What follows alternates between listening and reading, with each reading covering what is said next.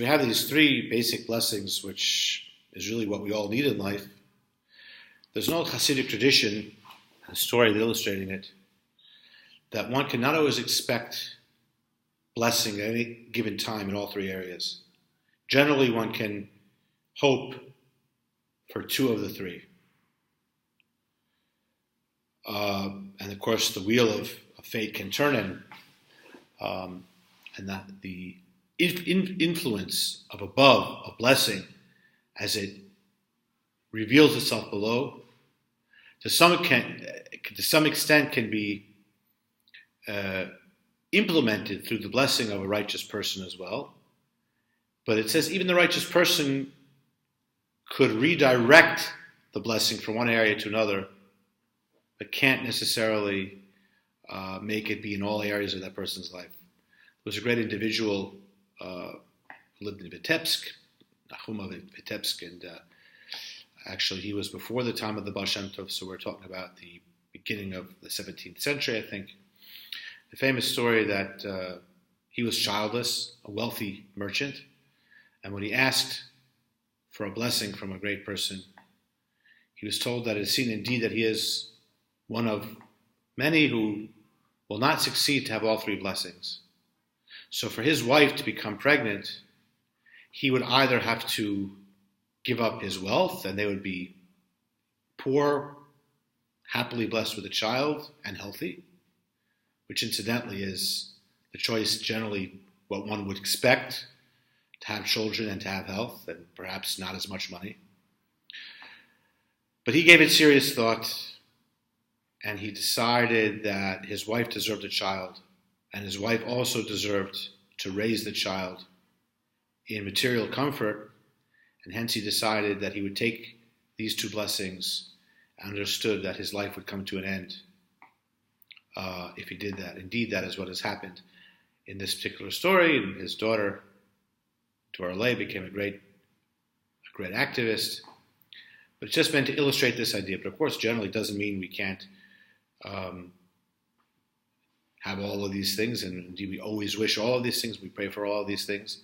Sometimes it doesn't mean a denial, but there can be difficulties. One could have material comfort, but have children, and have healthy children, but perhaps difficulty in his relationship with the children. So the three categories of kids, health, and sustenance, generally we don't have perfection in all three areas.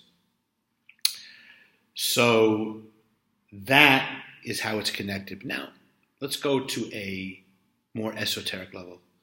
There's a remarkable Hasidic discourse from the first Chabad Rebbe, Shner Zalman of Liadi, who was born in 1745.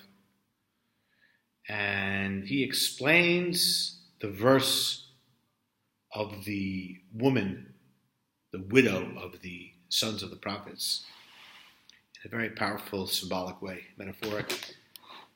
And basically, the first thing is she is called in Hebrew Isha Achat, one woman. Now, Isha, woman in general, a wife, so there's a variety of metaphoric parallels to the husband-wife relationship. And one is the relationship of the soul and God. Just like the wife, the woman is bound and cleaves to the husband, so too the soul cleaves to God. And indeed, that is why she is called in the verse Isha Achat. It doesn't need to be translated as one woman. It could mean woman or wife of the one God. And she is from the Bnei HaNevi'im. What is a Navi? Navi, prophet, comes from the word Niv, Sifatayim, that which flows from the lips. Because the Navi, the prophet, is a conduit which conveys divine revelation to the people. And the soul also is a recipient of divine revelation. The soul, if it is not hindered by the body, can also have comprehension in godliness. This soul, however, is having a hard time. Most of us are. We can identify. It yells, it cries out to Elisha. Elisha, again, is parsed and translated. It is the name of the prophet. It can also be divided in two words. Elisha. Eli means my God. Shah means please turn to me. Because we're talking about a soul that at the moment is not feeling the connection to God. So she says, the soul says, turn to me. What's the problem? Ishi mate. Literally, my husband has died. But Ishi, again in Hebrew, can be read as Eish Yud, which means the fire of God. The soul is burnt out. It says the fire of God has died. I don't feel anything. One imagines, in religion, people who are believers, that the enthusiasm is always there. No, we have, as we will see, a essential connection, but it's not always revealed. And that is the complaint, the cry of the soul. The fire is not there. The enthusiasm is not there. Furthermore, Hanosheh, the creditor, came to take my 2 sons as slaves. Nosheh can mean creditor, comes from the word to make forget, and it refers to the animal soul, the animalistic part of us, the material part of us, the selfish part, which wants to make me forget godliness. But not being satisfied with that, it also wants to take my 2 sons. The 2 sons symbolically are the 2 attributes with which we serve God, love of God and fear of God, and wants to make him into slaves to him, that my love, which should be directed towards God, will instead be corrupted and directed towards coarse, low material things. And that is the cry of the soul. What does the prophet Elisha respond? He says, what do you have? Is there anything that the creditor, is there any part of you that the animal soul did not confiscate, did not overcome? And she says, yes, there's a small vessel of oil. This is the essence of the soul, which remains always pure and uncorrupted. So you still have something left. Of course, the soul knows that it doesn't feel. She knows, we all know that this spark is there. A tiny thing of oil. So in that case, Kelim Rekim Al Tamitu. Get as many vessels, empty vessels as possible. And when you start pouring from this tiny bit, the essence of the soul, which seems to you is so small and insignificant, you'll see as long as you bring it empty vessels, it will continue to pour oil and fill them. What are the empty vessels? So it's explained in this discourse that vessels are the commandments that we do. Why are they empty? Because when we do them, we don't feel anything.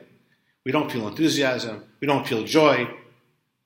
Is it worth it? We ask the prophet, we ask God, we say, does it really mean anything for me to fulfill these commandments without comprehension, without love, without joy? And the answer is yes, not because that is the end goal, but because you do have this tiny bottle of oil, and if you'll bring and you'll move yourself to do God's commandments and take whatever you have in your soul and try to put it into it, you'll see that you'll fill all the commandments, you'll fill all of these empty vessels, and they will no longer be empty. Indeed, they will be full. And he concludes that you and your sons will live on the remainder. In Hebrew, tichyu banotar could mean with what's left over. You will sell the oil, you'll pay your creditors, but it can also mean your life will be increased. You'll have more life than you had before. This experience of depression and emptiness that you have, if you bring yourself out of it and force yourself to do what needs to be done and pour from this little vessel of oil, you'll see that you will have even greater light than you had before. This is the incredible, powerful and deep, and most of all, encouraging message from the Haftara of the Parsha of Vayera. Thank you.